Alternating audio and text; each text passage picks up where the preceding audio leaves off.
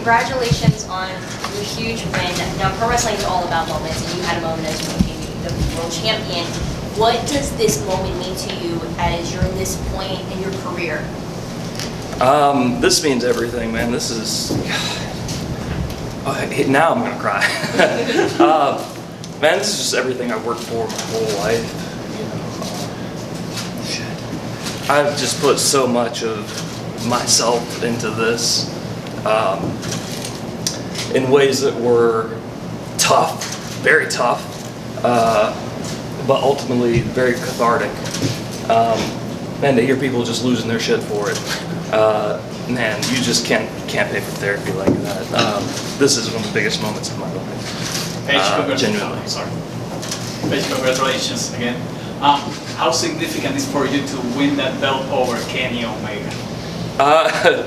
The best wrestler in the world, and I beat him.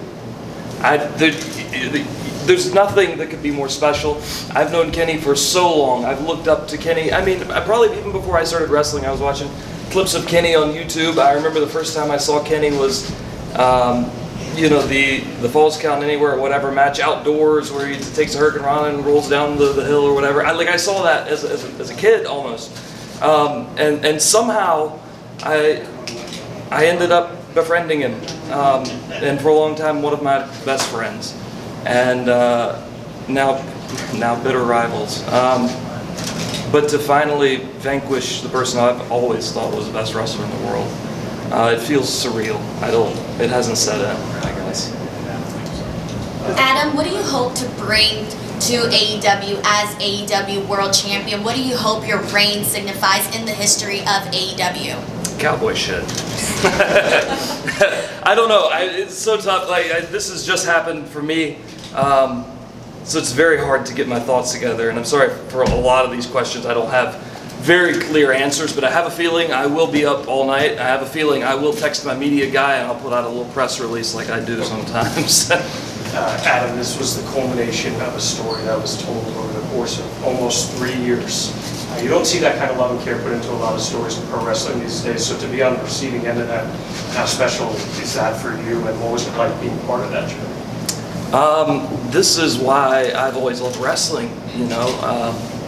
You got sometimes glimmers of the person who you were watching on your TV, but it seemed like a lot of times you never really got that full person. And for a long time, I had a hard time figuring out what it was about me that stood out, what it was about me that was going to get me somewhere, how I was going to find success. And I finally just figured, screw it, I'll just be me. And if it works, it works. And if it doesn't, I was honest. So I guess I came by it honest.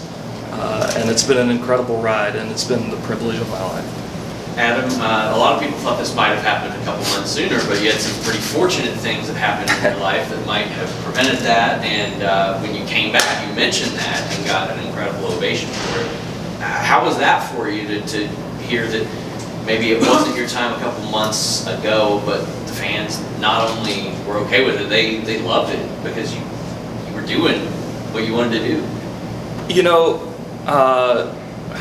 I don't want to share but so much personal information, but my wife and I, we've been together for a long time, and then, I was in Bullet Club, I was on a hot run, I was traveling to Japan, so then you wonder, if you want to start a family, is now the time? Well, no, because I'm busy.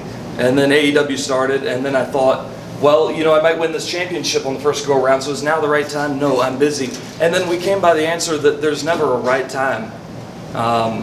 There never will be.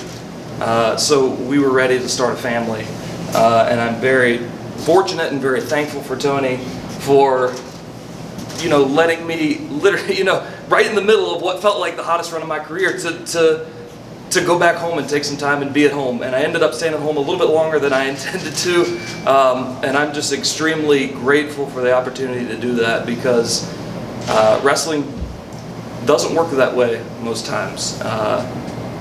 I was extremely fortunate to be able to be home and be there for that, and spend time with my son and my wife. Unreal. Congrats on that, by the way. Thank you. And you gave a great relatable promo afterwards, talking about self-doubt and lying to yourself. It seemed very laid bare and real. Is that something that has been helping you, and how have you helped yourself get over that hump? Yeah, I mean, I've told you everything that I've said is just me.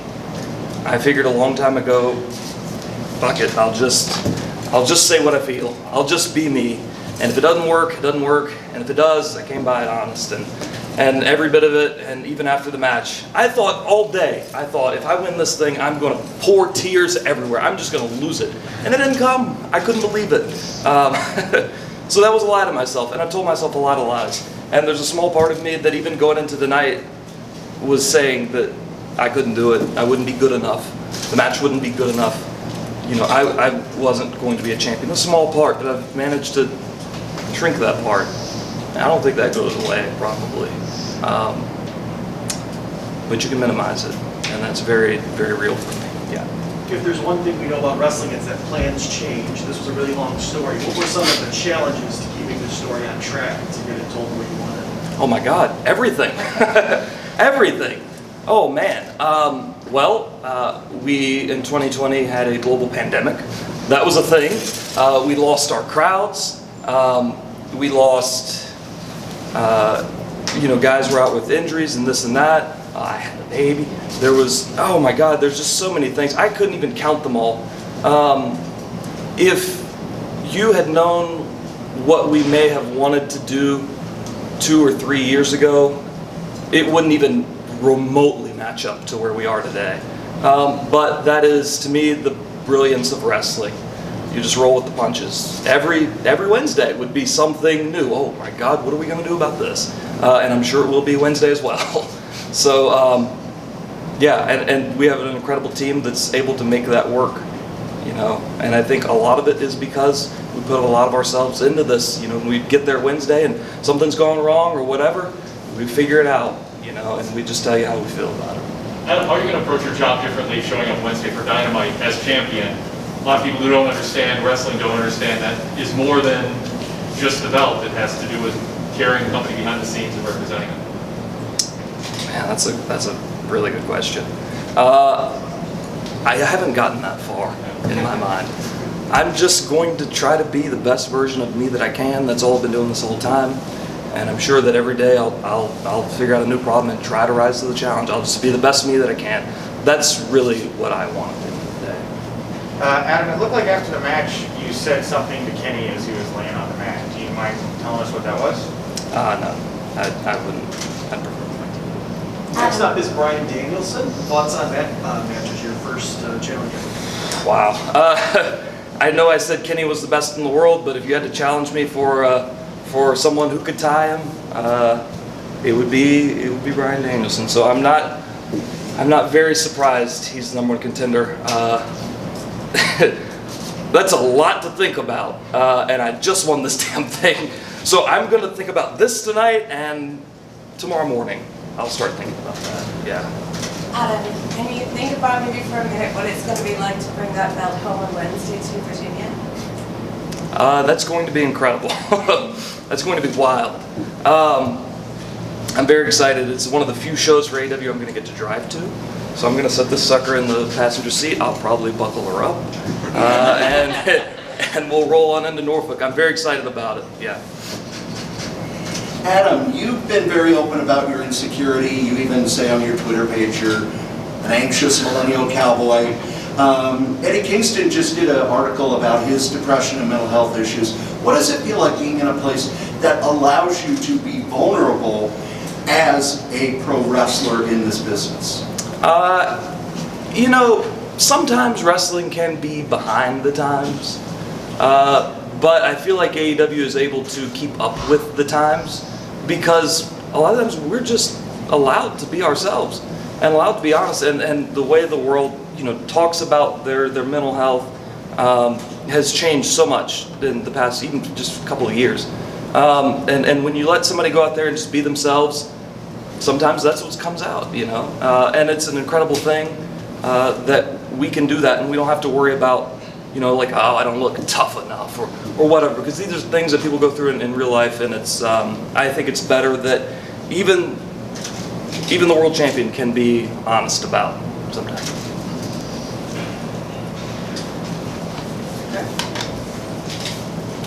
you very much. Is that a Rizap? Anyone, one more good one, anybody? Thank you very much, everybody. It's been a great night, and thank you very much, Hangman Adam Page. Hey, thank you. Congratulations.